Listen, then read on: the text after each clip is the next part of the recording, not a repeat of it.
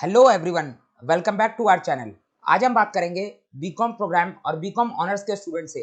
जो students BCom first year में हैं, अगर आपका एनुअल मोड होगा तो आपका फर्स्ट ईयर होगा, अगर आपका सेमेस्टर मोड है तो आपका फर्स्ट सेमेस्टर होगा। तो चाहे आपका फर्स्ट सेमेस्टर हो चाहे फिर आपका फर्स्ट ईयर हो, दोनों ही कैटेगरी के स्टूडेंट से आज हम बात करेंगे। आज का हमारा टॉपिक होगा फाइनेंशियल अकाउंटिंग सिलेबस डिस्कशन, और साथ में हम कुछ इंपॉर्टेंट चैप्टर्स के ऊपर भी बात करेंगे कि कौन कौन से आपके फाइनेंशियल अकाउंटिंग के इंपॉर्टेंट चैप्टर्स हैं, उसमें से कौन से चैप्टर्स में से थ्योरी क्वेश्चन आता है, कौन से चैप्टर्स में से प्रैक्टिकल क्वेश्चन आता है, कितना पढ़ लोगे तो आपका काम चल जाएगा, कितने से आप पास हो जाओगे, कितने से आप 95% से अबव स्कोर कर लोगे। सारी बातें आज हम इस वीडियो के अंदर डिस्कस करने वाले हैं। तो सभी स्टूडेंट्स जो है इस वीडियो को एंड तक पूरा देखेंगे। अगर आपने अभी तक चैनल सब्सक्राइब नहीं किया तो सबसे पहले चैनल को सब्सक्राइब कर दो, वीडियो को लाइक कर दो और बेल आइकन को प्रेस कर दो। और डिस्क्रिप्शन बॉक्स में आपको हमारे टेलीग्राम ग्रुप का लिंक मिल जाएगा, उसको जाके ज्वाइन कर लो। वहां पर आपको लगातार बीकॉम के नोट्स मिलते रहते हैं, हम नोट्स भी प्रोवाइड करवाते रहते हैं वहां पर, और साथ के साथ आपको प्रीवियस ईयर क्वेश्चन पेपर्स भी वहीं से मिलेंगे। तो आप फटाफट जाके टेलीग्राम को ज्वाइन जरूर कर लेना। तो बात करें हमारे आज के टॉपिक के ऊपर, जो कि है बीकॉम प्रोग्राम और बीकॉम ऑनर्स, जो हमारे फर्स्ट ईयर में या फर्स्ट सेमेस्टर में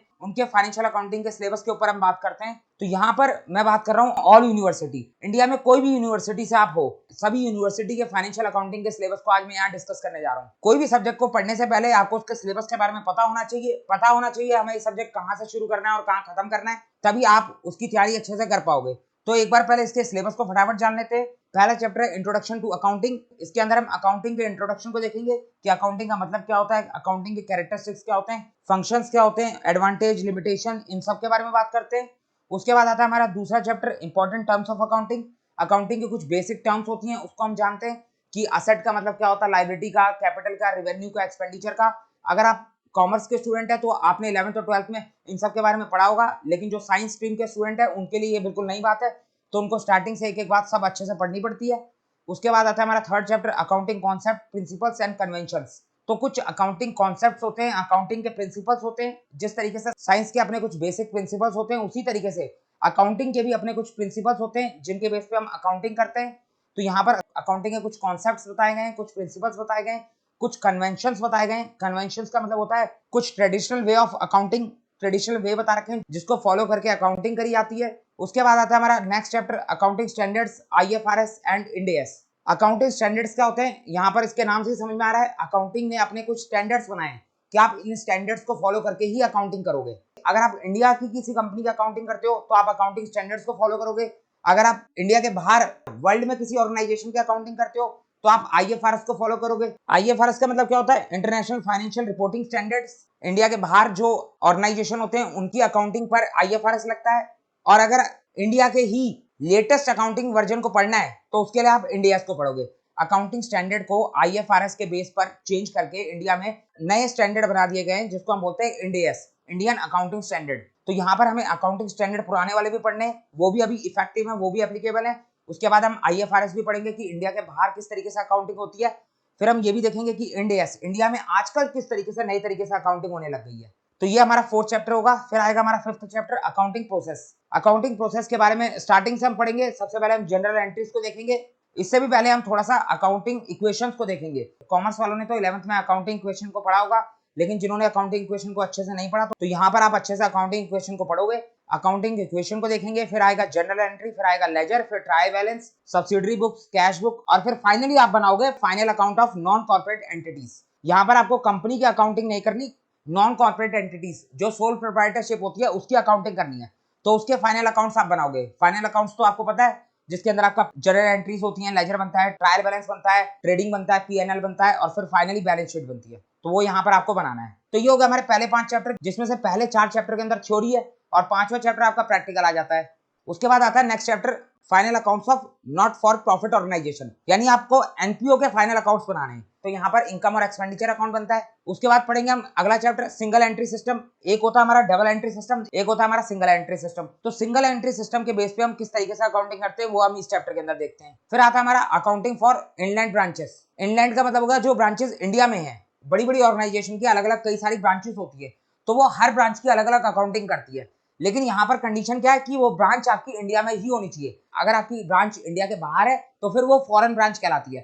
तो फॉरेन ब्रांच की अकाउंटिंग यहाँ पर हमें नहीं देखनी होती। बीकॉम फर्स्ट ईयर के अंदर हमें सिर्फ इनलैंड ब्रांचेस के बारे में पढ़ना होता है, तो इनलैंड ब्रांचेस की अकाउंटिंग हम यहाँ पर पढ़ेंगे। फिर आएगा हमारा डिपार्टमेंटल अकाउंटिंग। ऑर्गेनाइजेशन के अलग अलग डिपार्टमेंट्स भी होते हैं, तो हर डिपार्टमेंट की अलग अलग अकाउंटिंग होती है। फिर आएगा लीज अकाउंटिंग। अगर आप कोई सामान लीज पे लेते हो तो फिर उसकी लीज अकाउंटिंग करी जाती है। जो सामान लीज पे लेता है और जो सामान लीज पे देता है, उन दोनों के बुक्स में एंट्री रिकॉर्ड होती है, तो किस तरीके से एंट्रीज करी जाती हैं वो यहाँ पर देखेंगे। फिर हमें पढ़ना है consignment accounting, joint venture accounting. तो ये बिल्कुल दो नए टॉपिक हो गए जो आपने पहले कभी सुने भी नहीं होंगे, तो यहाँ पर इसको आप पढ़ते हो कि इसका मतलब क्या होता है और किस तरीके से इनकी अकाउंटिंग करी जाती है। फिर आता है हमारा डेप्रिसिएशन अकाउंटिंग। तो जो कॉमर्स वाले उन्होंने तो पढ़ी है 11th क्लास में डेप्रिसिएशन अकाउंटिंग, तो सारा कुछ सेम ही है, बस थोड़ा बहुत डिफरेंस आता है। फिर आएगा next chapter partnership accounting. Partnership accounting 12th में आपने पढ़ी है, जिसके अंदर फंडामेंटल, ट्रीटमेंट ऑफ गुडविल, ये सब आपने पढ़ा था। Admission of partner, retirement of partner, death of partner, dissolution of partner, ये सारे वही वाले टॉपिक है जो आपने पहले पढ़ रखे हैं, बस एक दो नए टॉपिक और ऐड हो जाते हैं।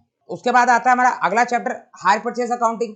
फिर आएगा लास्ट दो चैप्टर रह जाते हैं, बैंक रिकंसिलिएशन स्टेटमेंट और रेक्टिफिकेशन ऑफ एरर। लास्ट दो चैप्टर आप 11th क्लास में पढ़ के आ चुके हो, तो जो आपने वहां पर पढ़ा था वही सेम चैप्टर है यहाँ पर। तो ये हो गया हमारे फाइनेंशियल अकाउंटिंग का सिलेबस, जिसके अंदर हमारे 18 चैप्टर हमने डिस्कस कर लिए। अब ऐसा नहीं होगा कि हर स्टूडेंट के सिलेबस में 18 के 18 चैप्टर होंगे, ये मैं बात कर रहा हूँ सभी यूनिवर्सिटीज के बारे में, सभी कॉलेजेस के बारे में। मैंने सारे वो चैप्टर्स बता दिए जो अलग अलग कॉलेजेस के फाइनेंशियल अकाउंटिंग के फर्स्ट ईयर में होते हैं। तो कुछ 10-12 चैप्टर कॉमन होते हैं जो सबके उसमें होते हैं, और बाकी 2-4 चैप्टर ऐसे होते हैं जो किसी के उसमें होते हैं और किसी के उसमें नहीं होते। तो वो आप अपने हिसाब से देख सकते हो, अपने कॉलेज के हिसाब से देख सकते हो, लेकिन जो कॉमन चैप्टर है वो मैं एक बार आपको बता देता हूँ, और कौन सा चैप्टर इंपॉर्टेंट है और कौन सा कम इंपॉर्टेंट है वो भी मैं आपको बता देता हूँ। तो स्टार्टिंग के जो 4 चैप्टर है वो आपके थ्योरी के चैप्टर है। तो अगर आप सिर्फ थ्योरी पढ़ते हो, जिन स्टूडेंट्स को डर लगता है प्रैक्टिकल क्वेश्चन करने से, उन स्टूडेंट्स के लिए मैं बता दूं कि अगर आप थ्योरी पढ़ के जाते हो और 4-5 चैप्टर प्रैक्टिकल के कर जाते हो तो आपका काम हो जाएगा, तब भी आप पास हो जाओगे, कोई दिक्कत नहीं है। क्योंकि एग्जाम में ऑप्शन आते हैं बहुत सारे, हर क्वेश्चन के अंदर आपको ऑप्शन देखने को मिलेगा। अभी जो हमने 18 चैप्टर डिस्कस करे, इसमें से अगर मान लो आपके सिलेबस में 12 चैप्टर भी हुए, तो 12 के 12 चैप्टर से आपके एग्जाम में क्वेश्चन आएगा, लेकिन आपको करने कोई 6 ही क्वेश्चन होंगे, क्योंकि आपको हर क्वेश्चन के अंदर चॉइस मिलेगी। तो इस तरीके से आप चाहो तो सिलेक्टिव स्टडी भी कर सकते हो और कम पढ़ के भी एग्जाम पास कर सकते हो। तो वो आपके ऊपर डिपेंड करता है आप कितनी समझदारी से अपने सिलेबस को कवर करते हो। तो जिनको अगर सिर्फ थ्योरी पढ़नी है, वो थ्योरी अच्छे से पढ़ के जाए और 4-5 चैप्टर प्रैक्टिकल के कर जाए, और बाकी जिसको प्रैक्टिकल पढ़ना है तो वो सिर्फ प्रैक्टिकल पढ़ के जा सकता है, उसको थ्योरी पढ़ने की जरूरत नहीं है, क्योंकि ये सब्जेक्ट ही प्रैक्टिकल का है। तो आप सिर्फ प्रैक्टिकल अगर पढ़ जाते हो, सारे प्रैक्टिकल के चैप्टर्स पढ़ जाते हो, तो आपको थ्योरी पढ़ने की कोई जरूरत नहीं है। और अब जो स्टूडेंट्स आते हैं 90 से ऊपर वाले, जिनको 90 या 100 स्कोर करना है, तो उनके लिए तो प्रैक्टिकल और थ्योरी दोनों है, उनको सारा सिलेबस पढ़ना पड़ेगा। तो यहाँ पर हम देख रहे थे पहले 4 चैप्टर थ्योरी के, उसके बाद 5वां आता है हमारा प्रैक्टिकल चैप्टर। इसमें से आपका ये जो लास्ट टॉपिक है फाइनल अकाउंट, इसमें से आपका एक बड़ा क्वेश्चन बनता है, तो ये आपका कंफर्म है, आएगा ही आएगा, हर बार एग्जाम में पूछा जाता है। उसके बाद एनपीओ में से भी एक क्वेश्चन पक्का आता है, एक बड़ा क्वेश्चन बनता है एनपीओ में से। तो फाइनल अकाउंट से एक बड़ा क्वेश्चन हो गया, एनपीओ से एक बड़ा क्वेश्चन हो गया। फिर ये सिंगल एंट्री सबके उसमें नहीं होता, जिसके सिलेबस में सिंगल एंट्री का चैप्टर होगा उसके एग्जाम में सिंगल एंट्री से क्वेश्चन जरूर आएगा। फिर बात करें इनलैंड ब्रांचेस का, ब्रांचेस वाला चैप्टर हर किसी के सिलेबस में होता है, तो इसमें से तो एक बड़ा क्वेश्चन बनता ही बनता है। फिर आएगा डिपार्टमेंटल अकाउंटिंग, इसमें से क्वेश्चन आने के चांस कम होते हैं, कभी आ जाता है कभी नहीं आता। फिर है लीज अकाउंटिंग, इसमें से एक छोटा क्वेश्चन आता है, बड़ा क्वेश्चन नहीं आता, छोटा सा एक क्वेश्चन आ सकता है 4-5 नंबर का। फिर आएगा अगला चैप्टर कंसाइनमेंट और जॉइंट वेंचर। तो कंसाइनमेंट और जॉइंट वेंचर भी सबके सिलेबस में नहीं होता, जिसके सिलेबस में है उसको मैं बता दूं, कंसाइनमेंट और जॉइंट वेंचर में चॉइस आती है, या तो आप कंसाइनमेंट पढ़ जाओ या आप जॉइंट वेंचर पढ़ जाओ, दोनों में से एक क्वेश्चन आता है चॉइस में। फिर आएगा अगला चैप्टर डेप्रिसिएशन अकाउंटिंग, इसमें से तो एक प्रैक्टिकल क्वेश्चन बनता ही बनता है, तो ये तो आपको आता भी होगा और आसान है, ये आप जरूर करके जाना। नेक्स्ट चैप्टर है पार्टनरशिप अकाउंटिंग, इसके अंदर अगर एडमिशन का आ गया तो बड़ा क्वेश्चन बन जाएगा, एडमिशन और रिटायरमेंट का क्वेश्चन आ सकता है बड़ा वाला एक, लेकिन अगर ट्रीटमेंट ऑफ गुडविल का आया तो एक छोटा क्वेश्चन बनेगा। तो यहाँ पर या तो पार्टनरशिप अकाउंटिंग में से क्वेश्चन आएगा एडमिशन रिटायरमेंट डेथ वाला, या फिर डिसोल्यूशन ऑफ पार्टनरशिप फॉर्म में से क्वेश्चन आएगा। तो दोनों में से कोई एक चैप्टर में से क्वेश्चन आएगा, दोनों चैप्टर में आपको चॉइस मिलेगी, या तो आपको ऊपर वाला क्वेश्चन करना होगा या नीचे वाले चैप्टर का क्वेश्चन करना होगा। तो आप डिसोल्यूशन वाला जरूर करके जाना, क्योंकि ये पक्का आता ही आता है। उसके बाद रह गए 3 चैप्टर लास्ट के, जिसमें से हायर परचेज अकाउंटिंग सबके सिलेबस में नहीं होता, जिसके सिलेबस में है तो उसके उसमें से एक बड़ा क्वेश्चन बनेगा। Hire purchase accounting important chapter है और आसान चैप्टर है, मैं बता दूं ये आसान वाला चैप्टर है, इसको जरूर करके जाना। उसके बाद ये लास्ट के 2 चैप्टर है बैंक रिकंसिलिएशन और रेटिफिकेशन ऑफ एरर। ये बहुत कम चांस है किसी के सिलेबस में हो, जिसके सिलेबस में होगा उसने पहले 11th में पढ़ रखा है, तो आप आराम से उसको सॉल्व कर सकते हो। इसमें से तो कोई छोटा क्वेश्चन नहीं बनेगा, बड़ा कुछ नहीं बनने वाला। तो ये हो गया आपका 18 चैप्टर। मैंने आपको बता दिया किस चैप्टर में से क्वेश्चन बनेगा, किस में से नहीं बनेगा, कौन सा इंपॉर्टेंट है, कौन सा कम इंपॉर्टेंट है, क्या आप पढ़ के जा सकते हो, क्या आप छोड़ के जा सकते हो। तो हमने फाइनेंशियल अकाउंटिंग का सिलेबस डिस्कस कर लिया। इसी तरीके से हम नेक्स्ट वीडियो में किसी और सब्जेक्ट का सिलेबस डिस्कस करेंगे। धीरे धीरे इसी तरीके से हमारी बीकॉम की सीरीज चलती रहेगी। इस बीकॉम की सीरीज का फर्स्ट वीडियो इससे पहले आ चुका है। अगर आपने वो वीडियो अभी तक नहीं देखा है तो डिस्क्रिप्शन बॉक्स में आपको लिंक मिल जाएगा, आप जाके देख लेना। वहां पर हमने बीकॉम के सारे सब्जेक्ट्स के बारे में डिस्कस किया था। मैंने आपको बहुत सारी इंपॉर्टेंट बातें बताई थी, तो आप जाके उस वीडियो को जरूर देख लेना। तो बस इस वीडियो में इतनी बात करनी थी। अब मिलते हैं अपनी नेक्स्ट वीडियो में एक और इंपॉर्टेंट टॉपिक के साथ। जब तक के लिए thank you for watching this video.